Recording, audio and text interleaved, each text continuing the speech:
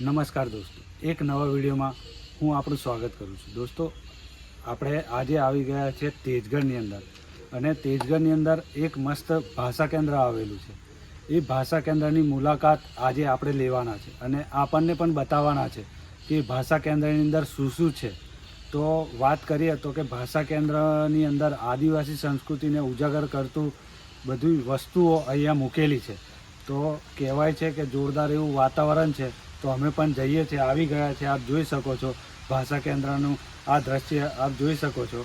તો આપણને ચલો અંદર જઈએ અને આપણને બતાવીએ એ ભાષા કેન્દ્રની અંદર શું શું છે એ. ચલો બતાવીએ.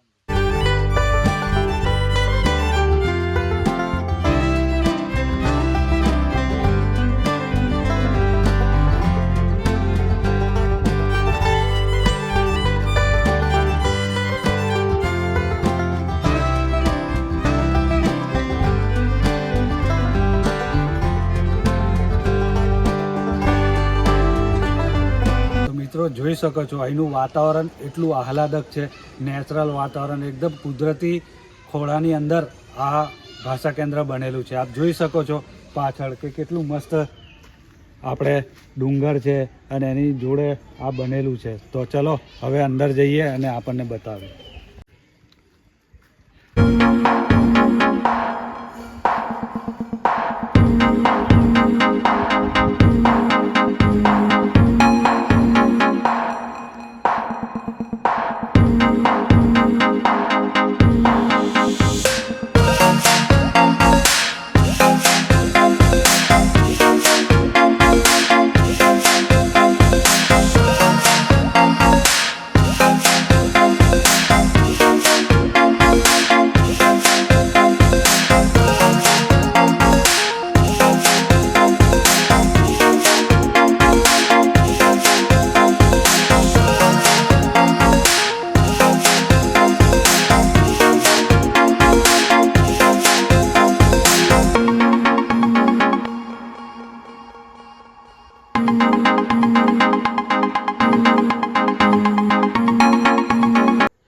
મિત્રો, આપ જે આ પહેલું સેશન જોઈ રહ્યા છો એ વાદ્યનું છે, એટલે કે વાજિંત્ર.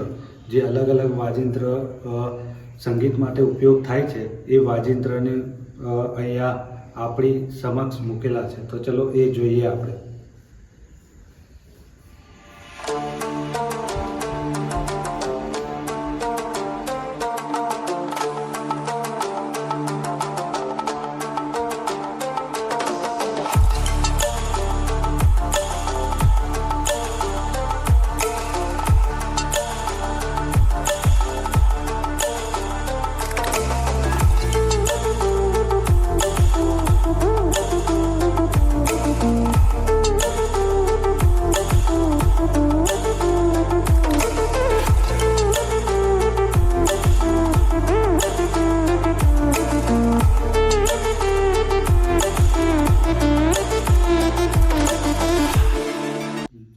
વાજિંત્ર છે એ ખૂબ જૂના છે.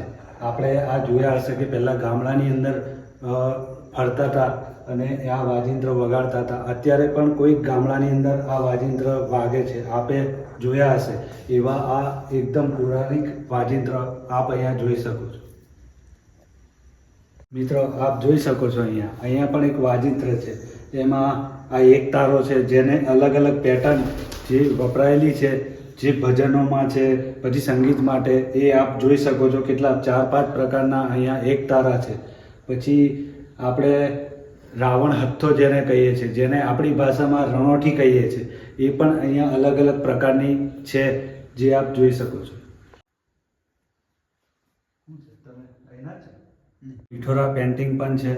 અને અહીંયા અલગ અલગ આપણે જોઈએ કે જે આદિવાસી સંસ્કૃતિની અંદર આદિવાસીમાં દેવ તરીકે માને છે, જેની પૂજા કરે છે, એ આ પિઠોરા આપ જોઈ શકો છો. અને એમની પૂજાના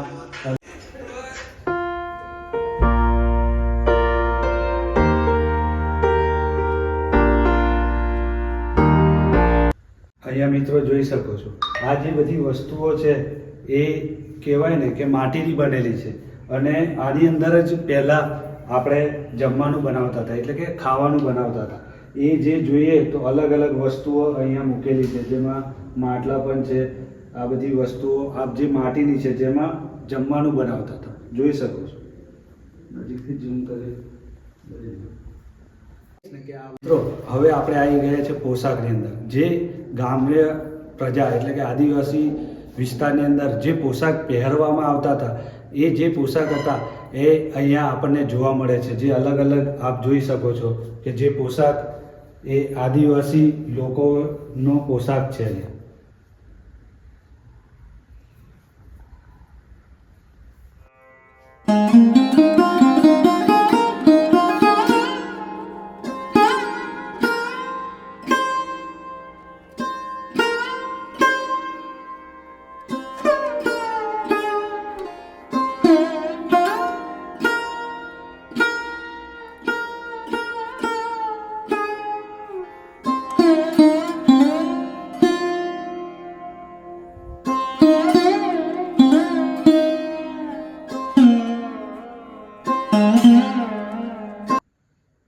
તો મિત્રો આપણે આવી ગયા છે શણગાર, કે જે શણગાર માટે બહેનો ઉપયોગ કરતા હતા એ વસ્તુઓ આપ જોઈ શકો છો અહીંયા છે.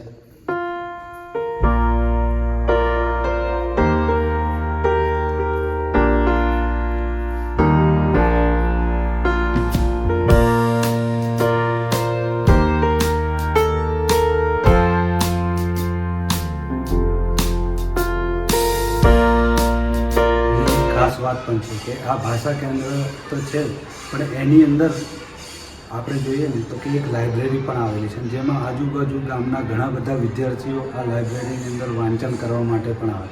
એટલે આ એક ભાષા કેન્દ્રની એક વિશેષ વાત છે. તો એ લાઇબ્રેરીનો નજારો બસ કરી લઈએ.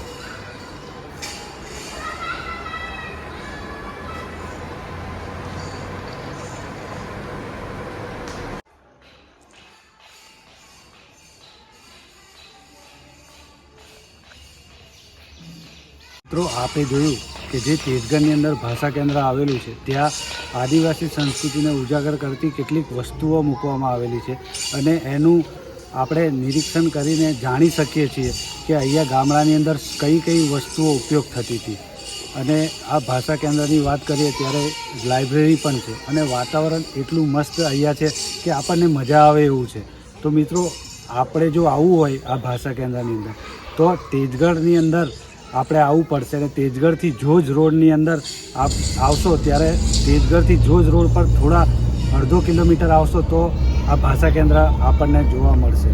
તો આપ પણ આવી શકો છો અને અહીંયા જોઈ શકો છો. અહીંયા બીજી એક ખાસ વાત એ છે ભાષા કેન્દ્ર કે અહીંયા ઘણા બધા પીએચડી કરતા વ્યક્તિઓ જે ભાષા પર પીએચડી કરે છે એ લોકો પણ રિસર્ચ કરવા માટે અહીંયા આવે છે. અલગ અલગ ભાષાઓને જાણવા માટે પણ અહીંયા આવે છે.